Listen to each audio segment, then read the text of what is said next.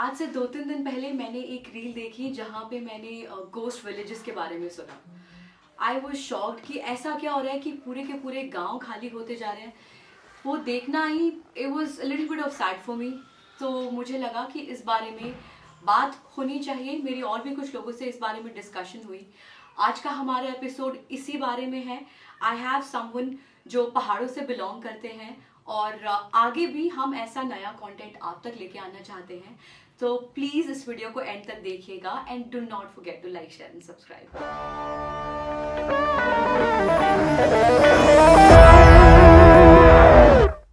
तो इनका एक विजन है ऑर्गेनिक योगी जिस पे ये काम करने की कोशिश कर रहे हैं। It was very interesting concept for me and I think it might take time and some capital of course. Philosophy behind organic yogi is creating sustainable smart villages without touching the essence of the village. Migration को अगर control करना है तो वहाँ पे employment generate होना चाहिए। बिल्कुल। उसके लिए आपने बोला, जो हमारी बात हुई थी कि कल्टीवेशन कर सकते हैं। उत्तराखंड एक ऐसा स्टेट है इंडिया में जो जहाँ पर इंडस्ट्रियल हैम्प लीगल है। इंडस्ट्रियल हैम्प जो है जहाँ पर एक केमिकल है जो THC बोलते हैं, उसकी मात्रा 0.3 से कम अगर है। इसमें कैसे कंट्रीब्यूट आप ये विलेज जो आप डेवलप करने की बात कर रहे हैं ऑर्गेनिक योगी, कितना टाइम आपको लगता है कि आपको चाहिए होगा ऐसा कुछ क्रिएट करने के लिए? See, everything is done. We have got land, we have got land documents. We are all done for the certification. Hello guys, welcome to the Bematlab show. हमारी हमेशा कोशिश रहती है कि हमारे जो गेस्ट हो उनका कुछ ऐसा विजन हो जिससे वो दुनिया में कुछ अवेयरनेस फैलाना या कुछ बड़ा या कुछ अलग करना चाहते हो। So today we have a very interesting guest with us, Yogesh Kumar ji. He is working as a AI tech leader in a multinational company और he is also a women empowerment enthusiast and mountain development enthusiast. तो आज जिस topic के बारे में हमारी बात होने जा रही है उस पे शायद बहुत ज्यादा बात अब तक हुई नहीं है और करनी बहुत ज्यादा जरूरी है। कुछ दिनों पहले इंस्टाग्राम पे रैंडमली स्क्रॉल करते हुए आई सॉ दिस रील जिस पे बात हो रही थी गोस्ट विलेजेस की। तो वो गोस्ट विलेजेस पहाड़ों से हैं और सर भी देवभूमि उत्तराखंड से हैं। तो आज का हमारा एपिसोड है जो वो पूरा उत्तराखंड से जो माइग्रेशन हुई है पिछले कुछ ऑलमोस्ट 10 सालों में उसके बारे में।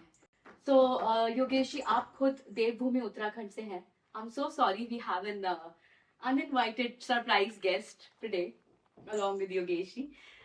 सो सर, आप खुद देवभूमि उत्तराखंड से हैं, तो आप भी तो खुद उत्तराखंड से बाहर आए एंड अभी आप दिल्ली NCR वाले रीजन में रह रहे हैं।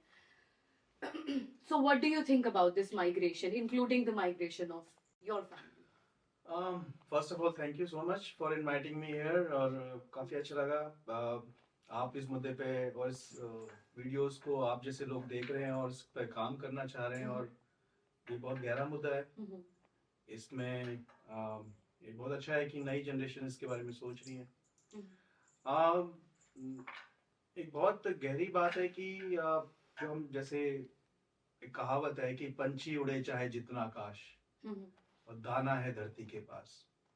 Very beautiful. तो जहां से आपके रूट्स हैं उन रूट्स के लिए आप कुछ एक दिन के भर का भी कुछ करना चाहें तो ये इस फिलॉसफी पे हम काम कर रहे हैं।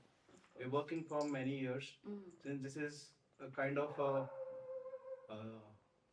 revolution in terms of इसी women चीज empowerment. से मुझे कुछ याद आया। I am so sorry to interrupt you, पर as far as I have read, Chipko movement Uttarakhand से ही स्टार्ट हुआ था 1973 में। तो वहाँ के लोग खुद पेड़ों को ऐसे गले लगा लिया करते थे, हक कर लिया करते थे, डिफॉरेस्टेशन, पेड़ों का कटना बचाने के लिए। अब उसी जगह पे ऐसा हो गया है कि लोग खुद ही वो सब पेड़, वो वादियां, पहाड़ सब छोड़ के आ रहे हैं दूसरे सिटीज में। देखिए, आपकी बात बहुत सही है कि ऐसा होना स्वाभाविक है क्योंकि पहले के जमाने में जब डिजिटलाइजेशन नहीं था 90 के दशक से पहले, तो लोगों के पास जो रोजगार के साधन थे गांव में ही थे और जो उसके बाद जैसे जैसे समय बदला तो जो पहाड़ से बच्चे नीचे पढ़ने लगे, ज्यादातर फौज में जाते हैं, होटल इंडस्ट्री में जाते हैं, और कुछ जो है ज्यादा अच्छे पढ़ते हैं तो वो बीटेक और इस तरह के लिए आगे निकले, लेकिन जो निकले वो वापस नहीं गए। प्रॉब्लम ये है, तो जो वापस नहीं गए हैं तो उनको वो एक बहुत बड़ा चैलेंज है वहाँ के लिए, क्योंकि माइग्रेशन हुआ है, और माइग्रेशन इसलिए हुआ है क्योंकि वहाँ पर कोई रोजगार के साधन नहीं रहे, उस तरह का कोई किसी तरीके की उस तरह की पहल नहीं की गई, और पहल की गई तो क्योंकि वहाँ पर लोग ही नहीं है तो पहल को बढ़ाने के लिए इस तरह के काम नहीं हुआ। तो आपकी बात बिल्कुल सही है, लोगों ने वहाँ पर मूवमेंट्स किए हैं, और मूवमेंट बहुत वर्ल्ड फेमस रहे हैं। चिपको आंदोलन तो बहुत ग्लोबल लेवल पे उसका एप्रिशिएशन हुआ था। पिछले 2 साल पहले एक और हमारे बहुत क्लोज रिलेशन में है, उन्होंने जो पहाड़ में रेन वाटर हार्वेस्टिंग का एक बहुत बड़ा एक कई साल लगाए अपनी जिंदगी के, उनको हमारे जो हमारे लीडर हैं भारत के मोदी हमारे प्रधानमंत्री जी, उन्होंने भी उनको अप्रिशिएट किया अपनी मन की बात में। तो कहने का मतलब ये है कि अब गवर्नमेंट हमारी वहाँ सपोर्ट करने के लिए इच्छुक है। वहाँ की जो वहाँ के खासकर उत्तराखंड में जो भी हमारे मुख्यमंत्री हैं पुष्कर धामी जी, वो भी इसमें काफी इंटरेस्ट है उनका। और उन्होंने तो हमारे जो जहाँ से मैं बिलोंग करता हूँ, जो उत्तराखंड का एक डिस्ट्रिक्ट है जिसका नाम चंपावत है, चंपावत को आदर्श चंपावत घोषित किया है, और वहाँ पर बहुत सारी नई सब्सिडीज और बहुत सारे इस तरीके के प्रावधान किए जा रहे हैं, ताकि हम जैसे यूथ और नई जनरेशन के जो फर्स्ट जनरेशन के या सेकंड जनरेशन के लोग हैं वो वहाँ के कुछ कंट्रीब्यूट कर सकें। सर, एक और मुझे जो कंप्लेन है वो कुछ लोगों से, like I have a few friends from the mountains जो कि अपने आप को पूरा लेजेंड पहाड़ी मानते हैं, और वो म्यूजिक फॉलो करते हैं, वो कल्चर अभी भी फॉलो करते हैं। तो अगर ऐसी कोई मूवमेंट्स हैं जो अभी उत्तराखंड गवर्नमेंट कर रही है, तो मुझे लगता है जितने भी लोग पहाड़ों से प्यार करते हैं, उन लोगों को जब वो पहाड़ों में जाते हैं वहाँ के माहौल और प्रकृति का ख्याल रखने के साथ साथ ऐसी मोमेंट्स के बारे में भी पता होना बहुत ज़्यादा ज़रूरी है। अच्छा, एक और चीज़ जो मेरे ध्यान में आई while I was studying a little bit about it, covid के बाद रिवर्स माइग्रेशन भी हुई है। तो अभी मुझे पता चला कुछ ऐसे गूगल पे ही रिसर्च करते हुए कि जैसे अल्मोड़ा डिस्ट्रिक्ट हो गया या फिर पौड़ी डिस्ट्रिक्ट, तो वहाँ पे लिटरली पूरे के गांव, चाहे उसमें 2000 घर, 4000 घर, 5000 घर, बट पूरे के पूरे गांव में ऐसे ताले लग गए हैं घरों में, कोई नहीं रहता वहाँ पे। तो कोविड के बाद जो रिवर्स माइग्रेशन आई है उसकी वजह से लोग, ऐसा कुछ फर्क नहीं पड़ा वहाँ पे कि लोग वापस जाके रहना, सेटलमेंट शुरू हो गई हो? देखिए, वो रिवर्स माइग्रेशन नहीं थी, वो लोगों का टेम्परेरी एक पलायन था, क्योंकि उनके पास कोई ऑप्शन नहीं था, क्योंकि शहर कभी सगे नहीं रहे। बिल्कुल। तो जब आपके कोई शहर सगे नहीं रहे उस समय, तो अल्टीमेटली जो लोगों को अपने घर ही जाना पड़ा। तो जैसे हमारा देश कृषि प्रधान देश है, हमारे देश में एक जो जनरेशन से पीछे जाएंगे तो सारे किसान ही हैं। तो जब यहाँ पता चला कि कोरोना वायरस से बहुत बड़े पैमाने में कैजुअलिटीज हो रही हैं, तो लोग वहाँ गए। बट क्या है कि इट्स बीन नाउ 2 years, लोग वापस वही उसी वापस आ गए शहरों में। बिकॉज हुआ क्या कि रोजगार जो मेन मुद्दा है, किसी को वहां पर सेटल होने का, टेम्पररी 5-10 दिन, 15 दिन, 1 महीना, 2 महीने लोग रह सकते हैं, लेकिन क्या कुछ ऐसा किया जाए ताकि हम वहां पर एम्प्लॉयमेंट जनरेट कर सके, कुछ एक इकोसिस्टम बना सके, एक जोन बना सके, जो गवर्नमेंट की जो इनिशिएटिव्स हैं उनको यूज करके, टेक्नोलॉजी के फ्रेमवर्क्स यूज करके हम कुछ ऐसा बनाए। उस कॉन्सेप्ट पे काम हम बहुत साल से कर रहे हैं, और एक ये मूवमेंट है जिसको हम बायो इकोनॉमी जोन बोल रहे हैं, जिसका नाम ऑर्गेनिक योगी है, जहां पर हम बिल्कुल, मैं इसी बारे में अभी योगेश जी से पूछना चाहती थी। तो इनका एक विजन है ऑर्गेनिक योगी, जिसपे ये काम करने की कोशिश कर रहे हैं। एंड मैंने जब उसके बारे में पहली बार सुना कुछ दिन पहले, जब आपने मुझे ऑर्गेनिक योगी के बारे में बताया, it was very interesting concept for me, and I think it might take time and some capital, of course, but this can be worked upon. So please tell us more about organic yogi. So समझने की इसमें ये बात है कि ये क्यों किया जाए। और क्यों करने के रीजन मैंने आपको बताया, क्योंकि अगर आपको रिवर्स माइग्रेशन कराना है, आपको उस जगह पे लोगों को बसावट करनी है। अगर आप मैंने इसको करने के दौरान मैंने कई लोगों से बात की, जो लोग माइग्रेट होके बाहर आए हैं, और उनमें से आप ये मान के चले कि 80 से 90% जो रेशो है वो ये कहता है कि हम वापस जाना चाहते हैं। ओके। जाना चाहते हैं, पर वापस जाते जाके भी हैं, करेंगे क्या? जाते भी हैं, टेम्परेरी जाते हैं। कि उत्तराखंड में आप जैसे जान रहे होंगे कि पहाड़ों में क्या होता है कि हमारी देव भूमि है, तो वहाँ देवताओं की पूजा होती है, तो हम साल में जाते रहते हैं नवरात्रि में। तो नवरात्रि में जाते हैं, और वैसे भी अपने शादी में जाते हैं, इस तरह की चीजों में जाते हैं। लेकिन बड़ी अच्छी बात यह है कि जब लोगों के रुझान है, गवर्नमेंट के इनिशिएटिव्स हैं, जैसे मैं आपको बताना चाहूंगा, हमारा देश जो है दुनिया का दूसरे नंबर का सोलर जनरेशन का एक कंट्री है। तो यहाँ पर गवर्नमेंट ने एक पॉलिसी बनाई है, जिसमें योजना है जिसको बोलते हैं मुख्यमंत्री स्वरोजगार योजना। स्वरोजगार योजना, सेल्फ, जो बंजर खेत है वहां पर, जहाँ लोग नहीं है तो बंजर हो गए, तो उनमें सोलर लगाने के लिए गवर्नमेंट जो है एक बहुत बड़ी पहल कर रही है, खासकर माउंटेन्स के लिए, जहां पर वो ये बोल रही है कि आपके पास रोजगार नहीं है तो अपनी बंजर जमीनों में सोलर लगाइए, और उसमें आप लगाने के बाद में आपको गवर्नमेंट से 4 रुपए 64 पैसे पर यूनिट के हिसाब से बाय बैक किया जाएगा। उससे क्या होगा कि वहाँ के लोगों को एक और 70% तक की सब्सिडी है। अगर 100 रुपए कोई लगा मुझे रहा है नहीं तो लगता 70%। ऐसा कोई, मतलब ऐसा दिल्ली में एक सब्सिडी सरकार ने दी थी, बट इतना तो हाँ, ये तो आप काफी दिल्ली में जमीन नहीं है, लेकिन वहाँ जमीनें हैं। और जो जैसे आप जो प्लेन एरिया है, जैसे राजस्थान हो गया, गुजरात हो गया, यहाँ पर बहुत जमीन है, लेकिन यहाँ क्या है, टफ कंपटीशन है, उतना रेट नहीं मिलता। लेकिन पहाड़ों में क्या है ना, ये अवेयरनेस का प्रॉब्लम है। लोग अवेयर नहीं है इस बारे में, उनको नहीं पता कि लगाना क्यों है, इससे बेनिफिट क्या है, ग्रीन एनर्जी क्या है। अच्छा, दूसरी बात ये, जो इसमें अगर हम सस्टेनेबल मॉडल की बात करते हैं, तो हम जब सोलर से उसको इस जगह को बाइंड करते हैं, तो उसमें हमें कुछ ऐसा उगाना चाहिए जिसकी एक एक एक वैल्यू है। जैसे कि हमारे उत्तराखंड में बहुत सारी ऐसी मेडिसिनल प्लांट्स हैं जो प्लांटिंग की जाती है, और पिछले साल तो हमारे देहरादून को जो है ऑर्गेनिक एक अवार्ड मिला था कि भाई ये ऑर्गेनिक स्टेट है उत्तराखंड, और उसमें ये बहुत बड़े पैमाने पे पहल की गई। मिलेट का एक बहुत बड़ा केस है जो ग्लोबल हमारे लिए केस रहा है, मिलेट, जिसको एक सेंट्रल गवर्नमेंट ने अप्रिशिएट किया है, उनका इनिशिएटिव। हाँ, अब वापस दुनिया पीछे की तरफ जा रही है। पहले इंडियन डाइट में millet was to be a major part of our diet. अब वो चीजें रिप्लेस कर दी। हाँ, जो मोटा अनाज है, मोटा अनाज एक्चुअली में हम पहले खाते थे, हमारे बुजुर्ग खाते थे, घी खाते थे, बिल्कुल, वो परिश्रम करते थे, हाँ, फिजिकल एक्सरसाइज करते थे। अब वो नहीं होती है, इस वजह से लाइफस्टाइल की इश्यूज हैं, सारी प्रॉब्लम लाइफस्टाइल की है। अब जब हम फॉर एग्जांपल आप देखें, आज दिल्ली का जो एयर इंडेक्स है वो 2000 के आसपास जो रहा है, और मैं जब लास्ट टाइम अभी गया था कुछ टाइम पहले, तो उसका एयर इंडेक्स जो है 5 था। तो 5 एयर इंडेक्स में आप रह रहे हैं और 2000 में रह रहे हैं, इसका मतलब जो आदमी अगर स्मोकिंग भी नहीं कर रहा, तो अगर दिल्ली में रह रहा है, तो मान के चलिए ये 2-3 पैकेट सिगरेट्स के रोज पी रहा है, बट वो उसको नहीं पता कि वो पी रहा है।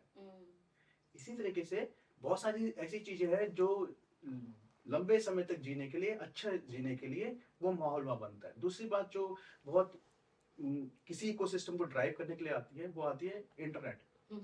तो इंटरनेट जो भारत माला, जो हमारी एक इनिशिएटिव है गवर्नमेंट का, जहाँ पर छोटे छोटे गांवों को जोड़ा जा रहा है रोड के through.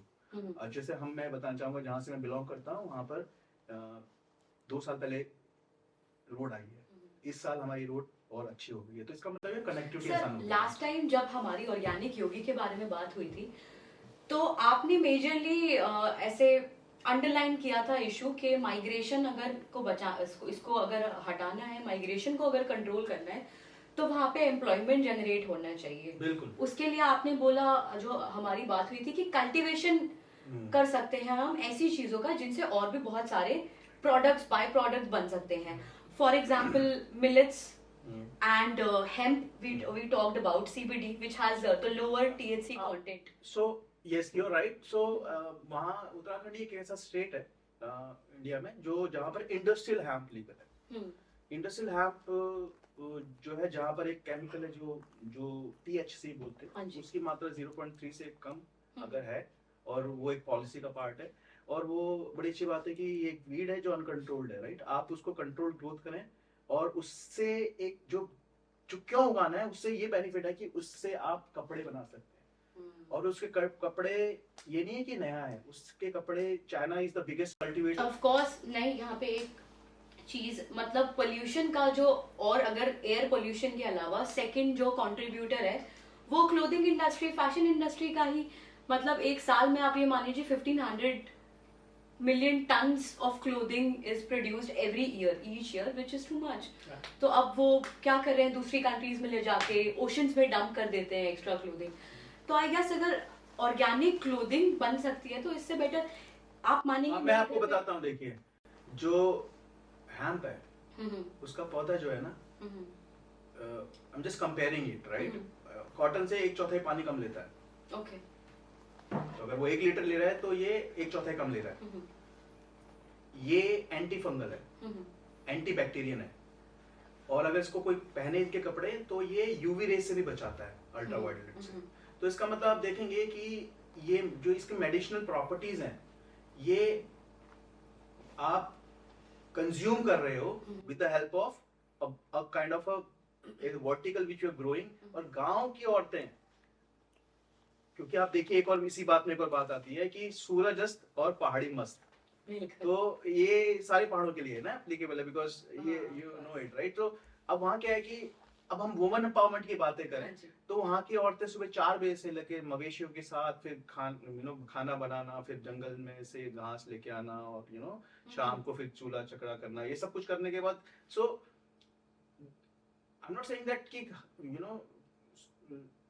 there's a gap, and that has to be also fixed. There should be ways of new employments, जहां पर वो अपना तो कपड़े बनाए। आप और इसमें कैसे कंट्रीब्यूट, आप ये विलेज जो आप डेवलप करने की बात कर रहे हैं ऑर्गेनिक योगी, तो I am sure it will be requiring a lot of capital and a lot of IT work and solar panels set up करना, it's in itself is a challenge, और वो भी इतने बड़े पीस ऑफ लैंड में। तो आप सिर्फ कल्टीवेशन चाहते हैं उसका, कि सिर्फ कल्टीवेशन करेंगे आप, या फिर उसके आगे भी? अगर इस मॉडल की बात करें तो ये एक सस्टेनेबल बायो इकोनॉमी जोन है जिसके लिए काम किया जा रहा है। ये सिर्फ एक छोटा सा मॉडल है जिसमें बहुत सारी टेक्नोलॉजीज और बहुत सारे चैलेंजेस हमने ओवर द टाइम उसको फिक्स किया है, फिजिबिलिटी एनालिसिस किए हैं ग्राउंड में जाके। फॉर एग्जांपल, अगर आप सोलर है तो सोलर का हमने सोलर की जो कंपनी से बात करके जिन्होंने वहां पर टेंडर लिया है, उनको इंजीनियर्स लिया के लोकेशन देखी है, लोकेशन वाइबल लोकेशंस देखी हैं।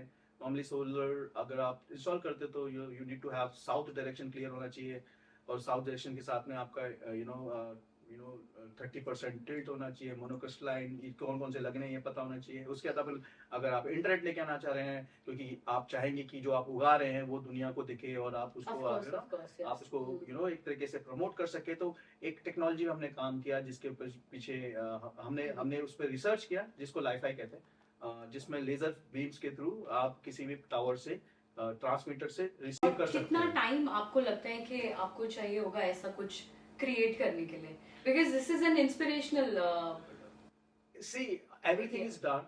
We have got land, we have got land documents, we are all done for the certifications for the industrial hemp. We have done all the technical feasibilities towards solar and Li-Fi and all that. Everything is done. We are done with our DPRs, which is detailed project report. And क्योंकि अब इस time पे हमारी जो state government है और central government है, जो इस उत्तराखंड में दोनों एक हैं, तो प्रॉब्लम नॉर्मली क्या होता है, टिपिकली अगर गवर्नमेंट अलग अलग होती हैं तो जो महत्वाकांक्षा होती है सेंट्रल गवर्नमेंट की, वो फलित नहीं हो पाती बिकॉज ऑफ XYZ रीजंस। अभी क्या है, जो जो जो पुश है गवर्नमेंट का सेंट्रल गवर्नमेंट से और स्टेट गवर्नमेंट को आना है, और जो जो चाह रहे हैं उसको करने में इस तरह के प्रोजेक्ट्स बहुत बहुत ज्यादा कामयाब हो सकते हैं। बट जैसे कि हम हैं, we are already from having an 18 years of experience in communications, digitalization, AI initiatives, blockchains and deep learnings and all that stuff. कि ये प्रैक्टिकल जो हमारी नॉलेज है इसको हम यहाँ एक स्मार्ट सिटीज, ऑफ कोर्स, जैसे अब स्मार्ट सिटीज हैं, अब स्मार्ट सिटीज की बात कर रहे हैं, यहाँ हम बात कर रहे हैं स्मार्ट विलेजेस की। जैसे कि इसमें एक मैं बात करना चाह रहा, जो मैं कोट करता हूँ हमेशा जब भी मैं आप जैसे इंटेलेक्ट लोगों के साथ बैठता हूँ, तो cities are always smart. Of course. And they will be smarter. That's why they're called cities. Yes. So the modus operandi and the philosophy behind organic yogi is creating sustainable smart villages without touching the essence of the village.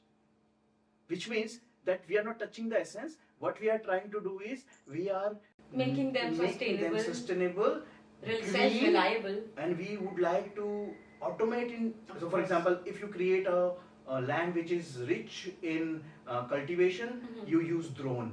अब देखिए drone हमारे गांव में जमीन तो है, rich भी जमीन है, लेकिन लोग नहीं है।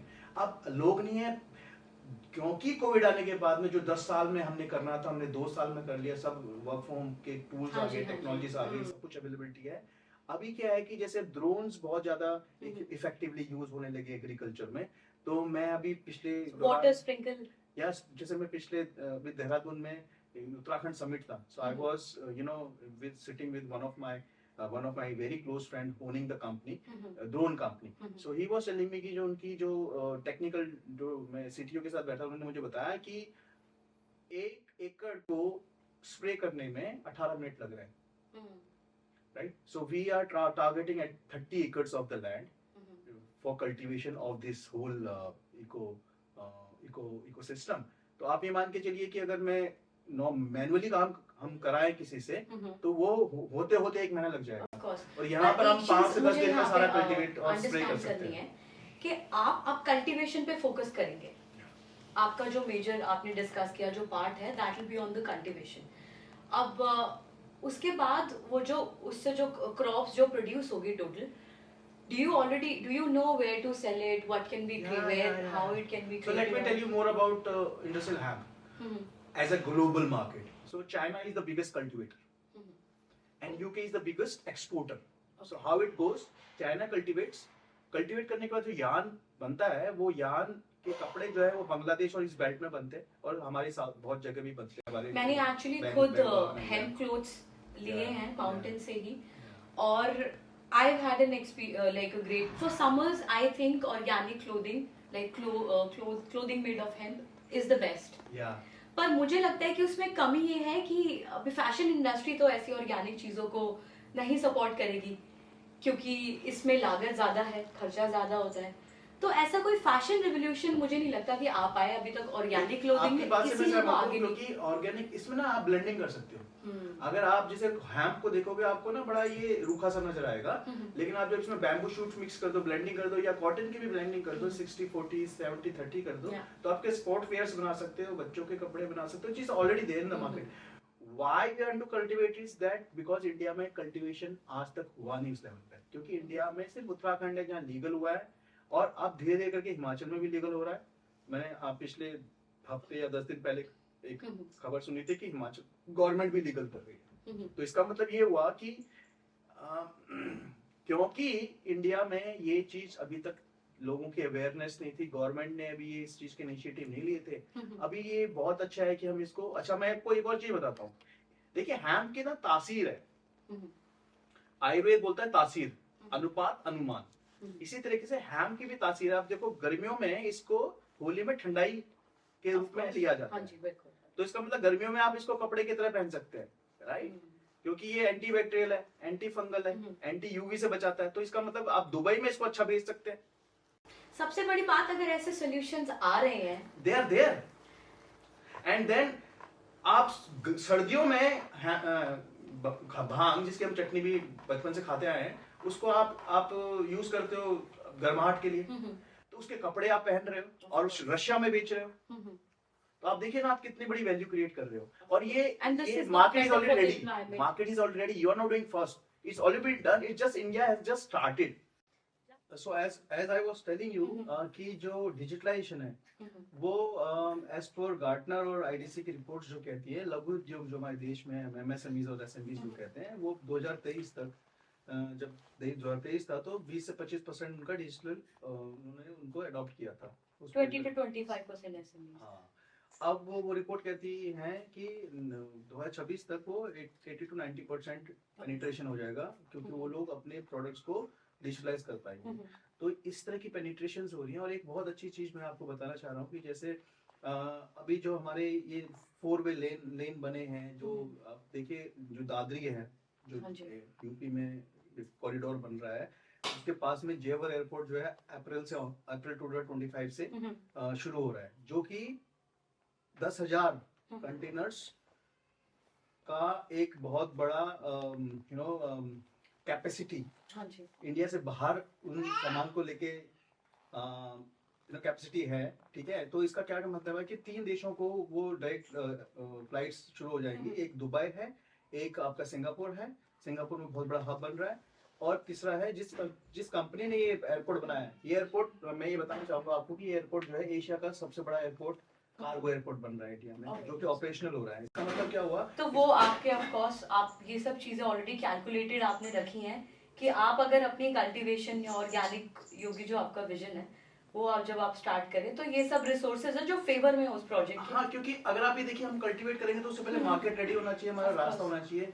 तो अगर हम ऑलरेडी इस सोच पे नहीं जाएंगे तो हम जब कल्टीवेशन तो हर 6 महीने में होता रहेगा, और 6 महीने में होने के बाद आपके प्रोडक्ट्स बनेंगे, आप छोटे छोटे एमएसएमईज वहाँ सेटअप करोगे, उसके बाद उनके जो प्रोडक्ट्स हैं उनकी मार्केट ऑलरेडी रेडी होनी चाहिए। Of course. तो इसलिए हमने ये देखा कि दुबई जहाँ सब कुछ इंपोर्ट होता है वहाँ कुछ होता नहीं है, सिंगापुर है वहाँ पर सब चीज इंपोर्ट होता है, रशिया जो है बहुत बड़ी अनट्रैप्ड मार्केट है क्योंकि लैंग्वेज वेरी है। तो आप हमारी रशिया के और इंडिया के रिश्ते भी बहुत मजबूत हो गए हैं, राइट। तो आप ये देखेंगे कि इस तरह की जो ये पहले नहीं पॉसिबल था, क्योंकि इंफ्रास्ट्रक्चर चाहिए सब चीज के लिए।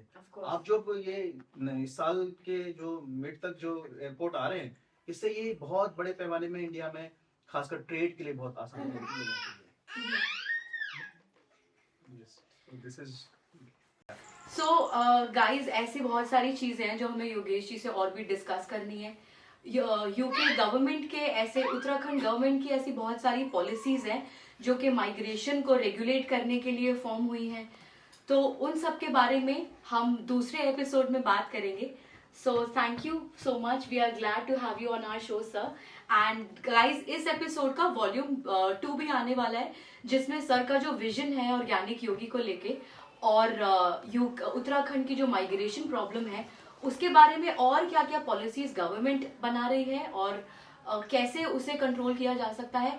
सो please stay tuned for volume 2 and take care. Thank you for watching us, thank you for watching बे मतलब शो। thank you so much.